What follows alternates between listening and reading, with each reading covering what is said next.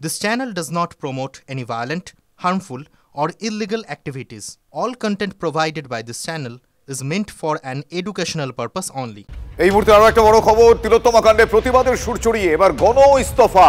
গণ ইস্তফা আরজি করে গণ ইস্তফা দিলেন 50 জনেরও বেশি চিকিৎসক। জুনিয়র চিকিৎসকদের পাশে থাকার বার্তা দিয়ে তাদের এই ইস্তফা। আমার সহকর্মী সৌরভ দত্ত এই মুহূর্তে আমার সঙ্গে রয়েছেন টেলিফোন লাইনে। সৌরভ, তাদের তরফ থেকে যে গণ ইস্তফা, যে ছবি আমি দেখাচ্ছি, এটা টেকনিক্যালি কিভাবে সম্ভব? তারা এই গণ ইস্তফা কি বলছেন? Fair and bright night and day cream, ত্বক থাকবে ব্রাইট সারাদিন, পলিউশন ফ্রি, ঠিক যেন রাতের ফোঁটা সাদা ফুল। সারাদিন হ্যাপি ব্রাইট স্কিন।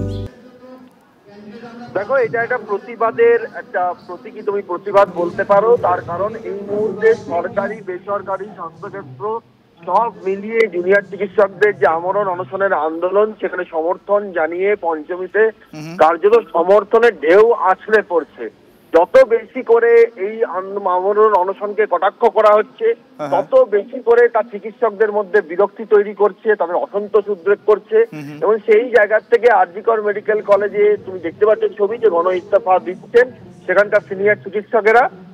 এসএসকেএম এ একই রকম ভাবনা রয়েছে, সিনিয়র চিকিৎসকরা পথে নামবেন। আর কিছুক্ষণের মধ্যে বেসরকারি স্বাস্থ্যক্ষেত্রের প্রবাদ প্রতিম চিকিৎসকেরা, অশোকানন্দ কোনার, ডক্টর সুকুমার মুখোপাধ্যায়ের মতো চিকিৎসকেরা, তারা বিকেল 4টের সময় জুনিয়র চিকিৎসকদের আন্দোলনের সমর্থনে এসে তারা প্রেস কনফারেন্স করবেন, সাংবাদিক বৈঠক করবেন, প্রশাসনের প্রতি আর্জি জানাবেন যাতে জুনিয়র চিকিৎসকদের এই আবেদনের প্রতি সরকারের একটু সহানুভূতি দেখায়, সহমর্মিতা দেখায়।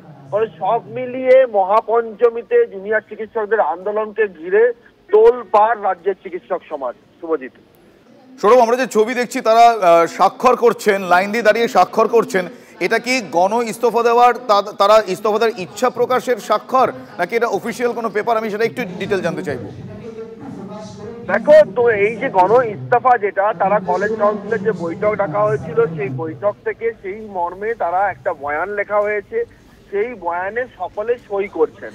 এটাকে ইন্টেন্ট বলতে পারো, যে গোটা সিনিয়র চিকিৎসকরা যে এই জুনিয়র চিকিৎসকদের পাশে রয়েছেন এবং সেই ক্ষেত্রে তারা প্রয়োজনে গণ ইস্তফার মতো আন্দোলনের পথে যেতে রাজি আছেন, সেই ইচ্ছা প্রকাশ করে তারা কিন্তু সেই মর্মে যে বয়ান লেখা হয়েছে তাতে তারা সই করছেন।